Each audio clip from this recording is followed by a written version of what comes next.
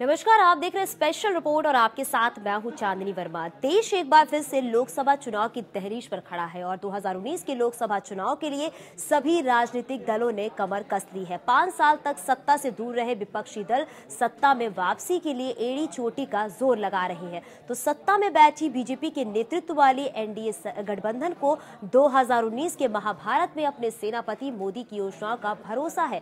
BJP को लगता है कि उनके सेनापति मोदी के तरकश में योजनाओं की इतने तीर है और इससे घायल विपक्ष 2019 में सिंहासन की लड़ाई हार जाएगा। प्रधानमंत्री मोदी की महत्वाकांक्षी और जनहित में बनाई गई योजनाओं से उनकी सत्ता में वापसी होगी।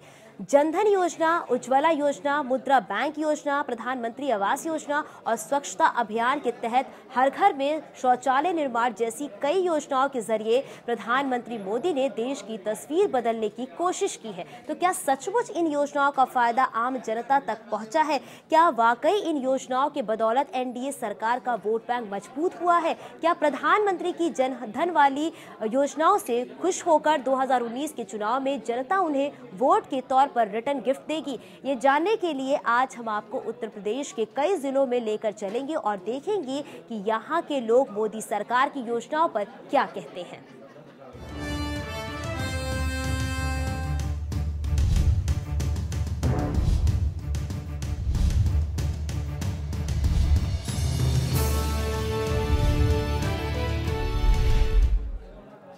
गोरखपुर ने पिछले करीब पौने 5 साल में कई सियासी उठापटक देखे और इस सीट पर 2014 के लोकसभा चुनाव में बीजेपी की योगी आदित्यनाथ ने जीत हासिल की थी। लेकिन 2017 में उत्तर प्रदेश के मुख्यमंत्री बनने के बाद उन्होंने गोरखपुर सीट से इस्तीफा दे दिया था।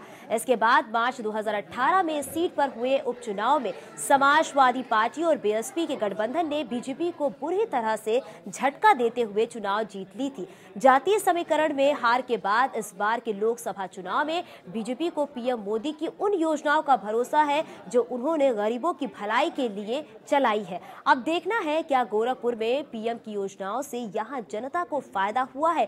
क्या इन योजनाओं का फायदा बीजेपी को 2019 के लोकसभा चुनाव में होगा?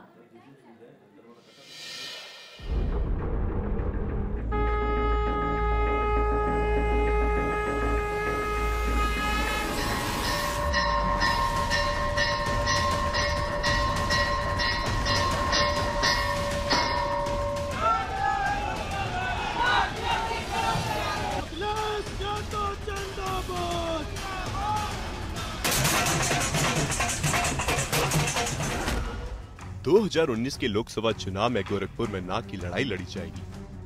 2019 में बीजेपी गोरखपुर सीट जीतकर मार्च 2018 में हुई हार का बदला लेना चाहेगी। बीजेपी को यकीन है कि प्रधानमंत्री मोदी की तरकश में रखे योजनाओं के तीर से विपक्ष धराशायी होगा और 2018 में हुए नुकसान को पीएम मोदी की लोक कल्याणकारी योजनाओं के सहारे बीजेपी उसकी भरपाई कर पाएगी। जब से केंद्र की सत्ता में आए उन्होंने उस कुर्सी को सुशोभित किया है, तब से उन्होंने सिर्फ और सिर्फ महिलाओं के सम्मान के लिए, बेटियों के सम्मान के लिए बहुत बृहद रूप से योजनाएं चलाई। आप सोचिए, किसने सोचा था कि धुएं में खाना बनाने वाली माता जिसकी आंखें खराब होती है केवल धुएं में और वो अपनी आंखों खराब करते, उसको उज्ज्वला योजना के तहत मुफ्त में गैस सिलेंडर देना। किसने सोचा था कि उन बेटियों के सम्मान के लिए, उन बहुओं के सम्मान के लिए जो घूंघट में रहती हैं बहुएं, माताएं, जिनको उनके लिए शौचालय, आखिर किसने सोचा था कि घर के अंदर शौचालय बने? ये नरेंद्र भाई मोदी जी ने सोचा था। हर जन तक मिलते हैं, खास तौर से हम लोग चौके तक जाते हैं, माताओं बहनों से मिलते हैं, वो कहती हैं कि ऐसा प्रधानमंत्री जो हमारे बेटे की तरह है, जो हमारे भाई की तरह है, उन्होंने हमारे बारे में सोचा और हमारा पूरा आशीर्वाद है। हम महिलाएं निकल के, हम महिलाएं बढ़ के हम लोग वोट देंगे और पुनः प्रधानमंत्री नरेंद्र भाई मोदी को ही बनाएंगे, क्योंकि देश का नाम अगर किसी ने रोशन किया आगे बढ़ाने के लिए तो ऐसा प्रधानमंत्री अटल जी के बाद नरेंद्र भाई मोदी जी हैं। दरअसल 14 मार्च 2018 को गोरखपुर में जो हुआ उसने गोरखपुर के राजनीतिक इतिहास को बदल कर रख दिया। लोकसभा के उपचुनाव में गोरखपुर संसदीय सीट पर 28 सालों से चला आ रहा गोरखनाथ मंदिर के वर्चस्व को खत्म कर दिया था। योगी आदित्यनाथ के उत्तर प्रदेश के मुख्यमंत्री बनने के बाद खाली हुई गोरखपुर सीट पर बीएसपी के समर्थन से सपा ने उम्मीदवार खड़ा किया। समाजवादी पार्टी और बीएसपी ने हाथ मिलाकर गोरखपुर उपचुनाव में मुख्यमंत्री योगी आदित्यनाथ के गढ़ में सेंध लगा दी। समाजवादी पार्टी प्रत्याशी नवीन निषाद ने बीजेपी प्रत्याशी उपेंद्र दत्त शुक्ला को 21,961 मतों से हरा दिया और गोरखपुर के एक नए सांसद बन गए। अब एक बार फिर से लोकसभा चुनाव होने हैं तो मुख्य मुकाबला बीजेपी और सपा बसपा गठबंधन के बीच होगा। बीजेपी को लगता है कि पीएम मोदी की लोक कल्याणकारी योजनाओं के सहारे वो अपनी खोई हुई जमीन हासिल कर पाएगी, तो सपा बसपा को अपने वोट बैंक पर यकीन है। दरअसल गोरखपुर में जातिगत समीकरण को समझे तो यहाँ पिछड़े और दलित वोटर सबसे ज्यादा हैं। यहाँ अच्छी खासी संख्या में मुस्लिम आबादी भी है। गोरखपुर लोकसभा सीट में सबसे ज्यादा निषाद मतदाता हैं, जिनकी संख्या लगभग 4 लाख है। जाहिर है निषाद वोटर यहाँ निर्णायक स्थिति में रहते हैं। पिपराइच विधानसभा क्षेत्र और गोरखपुर ग्रामीण विधानसभा क्षेत्र में सबसे ज्यादा निषाद मतदाता है। गोरखपुर में करीब 1,50,000 मुस्लिम मतदाता हैं। ब्राह्मण 1,50,000, राजपूत 1,30,000, यादव 1,60,000 और सैनवार मतदाताओं की संख्या 1,40,000 है। वैश्य और भूमिहार मतदाता भी लगभग 1 लाख के करीब हैं। निश्चित तौर पर गोरखपुर में जातीय और धार्मिक समीकरण के बल पर चुनावी परिणाम तय होते रहे हैं। ऐसे में बीजेपी को लगता है कि गोरखपुर मंदिर का साथ और गरीबों के हित में चलाई गई पीएम मोदी की योजनाओं से उसकी जीत मुश्किल नहीं होगी। Bureau report, APN. गोरखपुर में मोदी सरकार की लोक कल्याणकारी योजनाओं का कितना असर हो रहा है और क्या इन योजनाओं का 2019 के लोकसभा चुनाव में बीजेपी को फायदा मिलेगा, इसी सवाल को लेकर जब हम गोरखपुर की जनता के पास गए तो उनका क्या जवाब था, आपको सुनाते हैं। मंत्री की तरफ से शुरुआत की गई थी और उस पे लोगों को बड़ी उम्मीद थी कि खरे उतरेंगे, लेकिन पूर्ण रूप से उनको लागू करने में असमर्थ हुए हैं। लेकिन फिर भी देश को उम्मीद है कि उन योजनाओं को दोबारा ये आके लागू करेंगे और मैं चाहता हूं जो गरीब जनता है उसको ज्यादा से ज्यादा फायदा हो और इन योजनाओं को केवल हवा में ना उड़ा दें और धरातल पे ला के उसको लागू करें, जिससे कि आम जनता परेशानी न झेले। जनता ने जो योजना सरकार ने बनाई है बहुत अच्छी बनाई है, लेकिन उसका धरातल पे अभी आम जनमानस में कोई विशेष असर नहीं दिखाई पड़ रहा है। जैसे आयुष्मान भारत हो और मेक इन इंडिया का हो और इस तरह की योजनाएं इनकी बहुत अच्छी है, लेकिन अभी धरातल पे आम जनमानस में इनकी योजनाएं क्रियान्वयन नहीं हो पा रही हैं, कार्य नहीं कर पा रही हैं। प्रधानमंत्री आवास योजना जो शहरी क्षेत्र या ग्रामीण क्षेत्र में जिनके आवास नहीं थे वह आवास तीव्र गति से बन रहे हैं। शौचालय माने जिन हमारे देश में 32 करोड़ जनसंख्या के पास मात्र शौचालय थे, आज वह हिंदुस्तान के 80 करोड़ जनसंख्या के पास अपने निजी शौचालय बन गए हैं। और प्रधानमंत्री की स्किल्ड डेवलपमेंट योजना से जो नौजवान हुनरदार है, जो मेहनती है, वो अपना स्वतः रोजगार उत्पन्न करने में। मई 2014 में प्रधानमंत्री बनते ही मोदी ने विकास की कई योजनाओं को शुरू किया, जिससे सरकार का दावा है कि गरीबों का भला हुआ है। लेकिन क्या पीएम मोदी की योजनाओं से सुल्तानपुर में आम जनता को फायदा हुआ है? क्या सुल्तानपुर के बीजेपी सांसद वरुण गांधी पीएम मोदी की योजनाओं को धरातल पर उतार पाए हैं, जिनके दम पर वो 2019 में फिर से जनता से वोट मांग पाए और फिर से केंद्र में नरेंद्र मोदी सरकार के नेतृत्व में एनडीए की सरकार बन सके? इस सवाल का जवाब आज हम सुल्तानपुर की जनता से जानेंगे।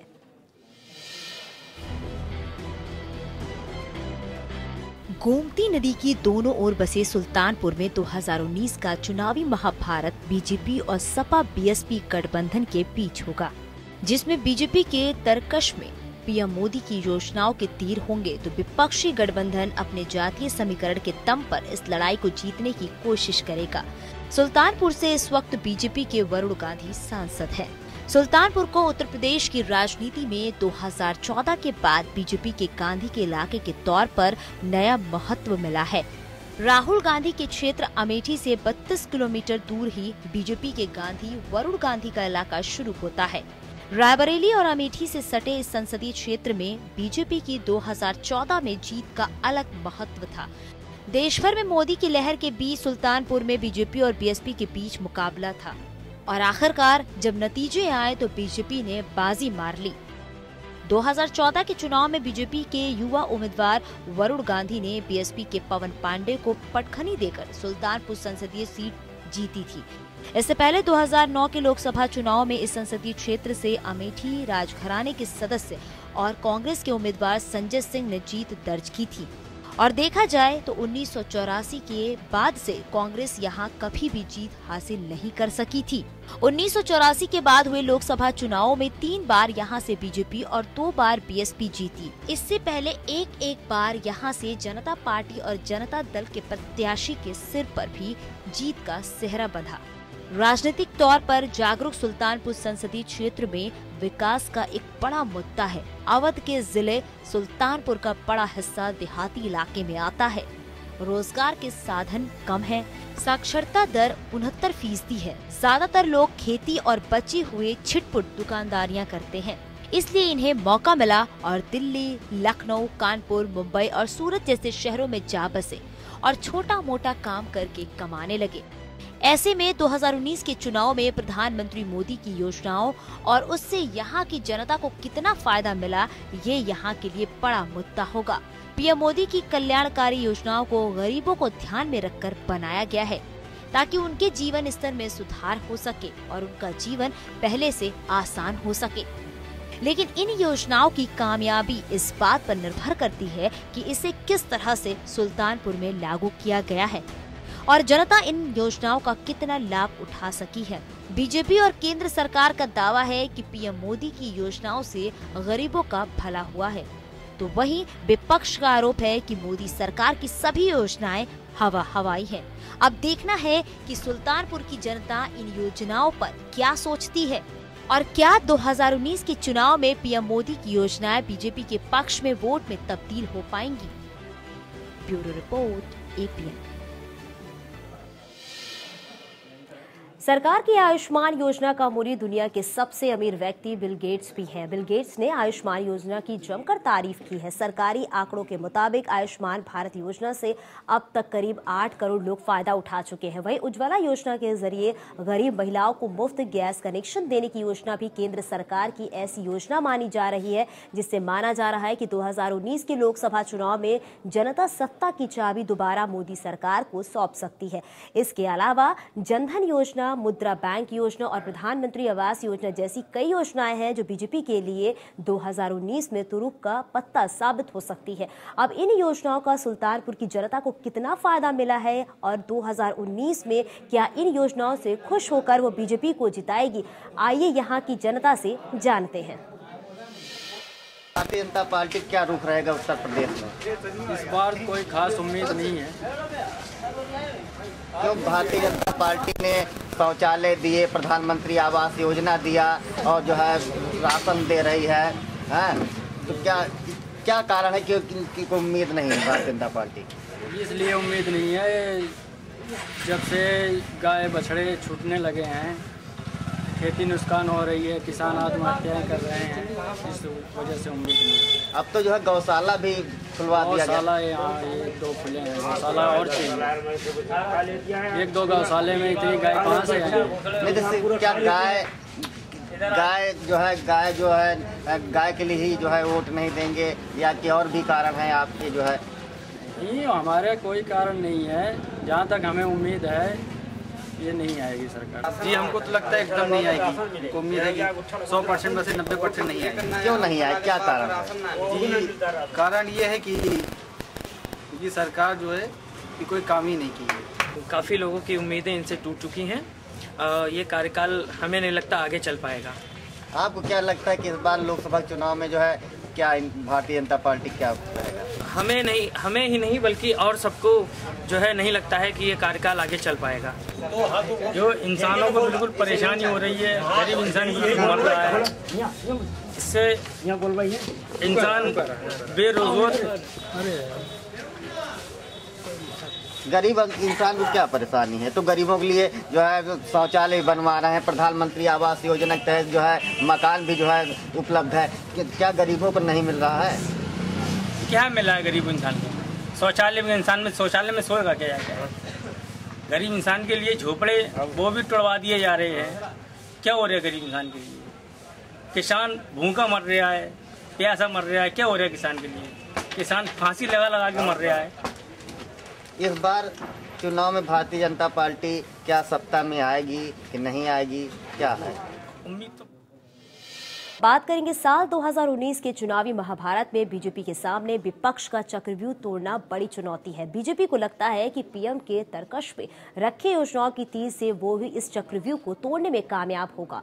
मई 2014 में प्रधानमंत्री बनते ही मोदी ने विकास की कई योजनाओं को शुरू किया था, जिससे सरकार का दावा है कि गरीबों का भला हुआ है। लेकिन क्या पीएम मोदी की योजनाओं से सीतापुर में आम जनता को फायदा हुआ है? क्या सीतापुर से बीजेपी सांसद राजेश वर्मा पीएम मोदी की योजनाओं को धरातल पर उतार पाए हैं, जिनके दम पर वो 2019 में फिर से जनता से वोट मांग पाए और फिर से केंद्र में मोदी सरकार नेतृत्व में एनडीए की सरकार बन सके?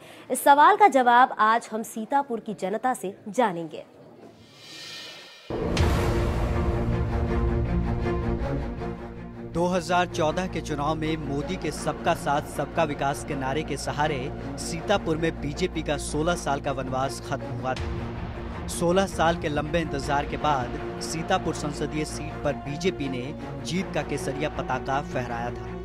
अब जबकि सीतापुर में 2019 की चुनावी जंग शुरू हो गई है, तो सीतापुर का सियासी समीकरण भी बदला हुआ है। समाजवादी पार्टी और बीएसपी गठबंधन के सहारे सीतापुर को साधने में लगी है, तो बीजेपी को प्रधानमंत्री मोदी की लोक कल्याणकारी योजनाओं का भरोसा है। बीजेपी को लगता है कि उज्ज्वला योजना, जनधन योजना, आयुष्मान भारत योजना, प्रधानमंत्री आवास योजना और शौचालय निर्माण जैसी कई योजनाओं के सहारे वो 2019 की चुनावी बैतरणी पार कर लेगी। 2014 में बीजेपी ने बीएसपी से सीतापुर की सीट छीनी थी। 2014 के चुनाव में सीतापुर संसदीय सीट पर बीजेपी के राजेश वर्मा ने जीत दर्ज की थी। उन्होंने अपने निकटतम प्रतिद्वंदी बीएसपी की कैसर जहां को 50,882 वोटों से शिकस्त दी थी। इस चुनाव में समाजवादी पार्टी तीसरे स्थान पर रही, लेकिन सबसे बुरा हाल तो कांग्रेस का रहा था। 2014 के चुनाव में कांग्रेस अपनी जमानत तक नहीं बचा पाई थी और 2019 के चुनाव में भी उसे एसपी बीएसपी गठबंधन में जगह नहीं मिल पाई। अब मजबूरी में कांग्रेस छोटे दलों के साथ गठबंधन कर 2019 की महाभारत जीतने का जुगत भिड़ा रही है। 2014 के चुनाव के वक्त सीतापुर में मोदी लहर को देखते हुए चुनाव से ठीक पहले राजेश वर्मा बीएसपी छोड़कर बीजेपी में शामिल हुए थे और बीजेपी के उम्मीदवार बनकर जीत दर्ज की थी। इस जीत के साथ ही सीतापुर में बीजेपी का 16 सालों का वनवास खत्म हुआ था। इससे पहले इस सीट पर 1998 के चुनाव में बीजेपी के जनार्दन प्रसाद मिश्र ने जीत दर्ज की थी। सीतापुर संसदीय क्षेत्र में सीतापुर सदर, लहरपुर, महमूदाबाद, बिस्वा और सेवता विधानसभा सीटें शामिल हैं और यहां के लोगों को पीएम मोदी की योजनाओं से उनके जीवन स्तर में सुधार की बड़ी उम्मीद थी। अब एक बार फिर से सीतापुर चुनाव की दहलीज पर है, तो ऐसे में देखना है कि क्या सीतापुर में पीएम मोदी की योजनाएं परवान चढ़ सकी हैं। क्या इन योजनाओं का लाभ सीतापुर की जनता को मिल रहा है? क्योंकि 2019 के चुनाव में जनता इसी के आधार पर बीजेपी को वोट का फैसला करेगी। Bureau report, AP.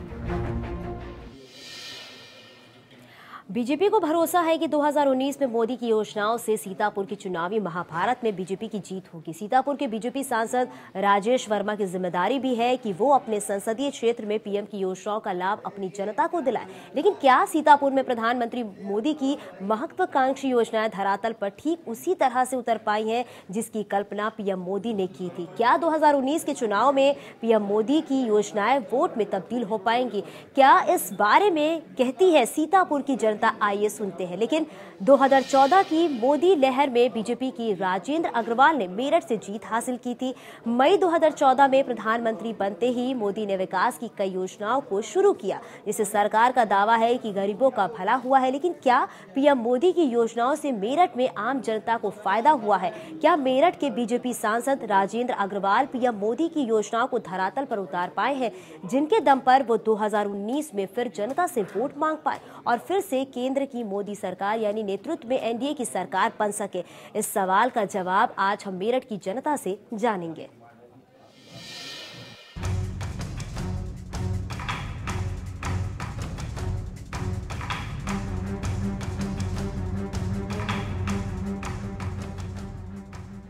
साल 2014 में मेरठ संसदीय क्षेत्र में जो हुआ वो मेरठ के संसदीय इतिहास में पहले कभी नहीं हुआ था। 16वीं लोकसभा के लिए हुए चुनाव में दूसरी बार सांसद निर्वाचित हुए बीजेपी के राजेंद्र अग्रवाल ने इतिहास रच दिया था। देश की आजादी के बाद हुए मेरठ लोकसभा चुनाव में सर्वाधिक अंतर से जीत का रिकॉर्ड उन्होंने बनाया था। 2014 के चुनाव में राजेंद्र अग्रवाल ने 2,32,326 मतों के अंतर से लोकसभा चुनाव जीता था। अब 2019 के लोकसभा चुनाव की उल्टी गिनती शुरू हो गई है, तो बीजेपी के सामने जीत के सिलसिले को बरकरार रखने की चुनौती है। बीजेपी इस चुनौती को प्रधानमंत्री की लोक कल्याणकारी योजनाओं के बूते पार करने की जुगत में है। बीजेपी को प्रधानमंत्री मोदी की जनधन योजना, उज्ज्वला योजना, मुद्रा बैंक योजना, आवास योजना, शौचालय निर्माण योजना जैसी गरीबों के हित में बनाई गई कई योजनाओं के बोर्ड में तब्दील होने का भरोसा है।